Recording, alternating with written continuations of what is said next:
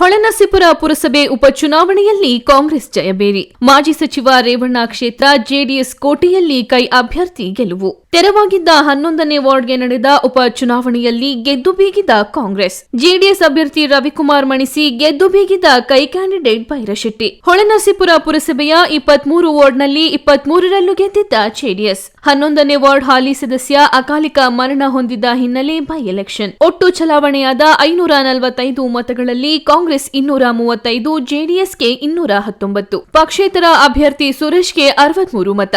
JDS ಭದ್ರಕೋಟೆಯಲ್ಲಿ 10 ವರ್ಷಗಳ ಬಳಿಕ ಮೊದಲ ಬಾರಿಗೆ ಗೆದ್ದು ಬೀಗಿದ ಕಾಂಗ್ರೆಸ್ ಅಭ್ಯರ್ಥಿ. ಜೆಡಿಎಸ್ ವಿರುದ್ಧ 16 ಮತಗಳ ಅಂತರದಲ್ಲಿ ಗೆಲುವು ಸಾಧಿಸಿದ ಕಾಂಗ್ರೆಸ್ ಅಭ್ಯರ್ಥಿ ಭೈರಶೆಟ್ಟಿ. ಇದೀಗ ಹೊಳೆನರಸೀಪುರ ತಾಲೂಕು ಕೇಂದ್ರದಲ್ಲಿ ಜಯಬೇರಿ ಬಾರಿಸಿದ ಕಾಂಗ್ರೆಸ್ ಅಭ್ಯರ್ಥಿ. ಸಕಲೇಶಪುರ 7ನೇ ವಾರ್ಡ್ನಲ್ಲಿ ಕಾಂಗ್ರೆಸ್ ಅಭ್ಯರ್ಥಿ ಗೆಲುವು. ಚನ್ನರಾಯಪಟ್ಟಣ ಪುರಸಭೆ 8ನೇ ವಾರ್ಡ್ ಉಪಚುನಾವಣೆಯಲ್ಲಿ ಜೆಡಿಎಸ್ ಅಭ್ಯರ್ಥಿ ಗೆಲುವು. ರಾಮಕೃಷ್ಣ ಸುಮಾರು 153 ಮತಗಳ ಅಂತರದಿಂದ ಜಯಶೀಲ. ನೂತನ ಸದಸ್ಯರನ್ನು ಅಭಿನಂದಿಸಿದ ಕ್ಷೇತ್ರದ ಶಾಸಕ ಸಿಎನ್ ಬಾಲಕೃಷ್ಣ. ವಾರ್ಡಿನ ಉಪಚುನಾವಣೆಯಲ್ಲಿ ನಮ್ಮ ಕಾಂಗ್ರೆಸ್ ಪಕ್ಷ ಇವತ್ತು ಜಯಗಳಿಸಿದೆ. ಹಾಗೆ ಹಾಸನ ಮತ್ತೆ ಹೊಳೆನರಸೀಪುರದಲ್ಲೂ ಜಯಗಳಿಸಿದೆ.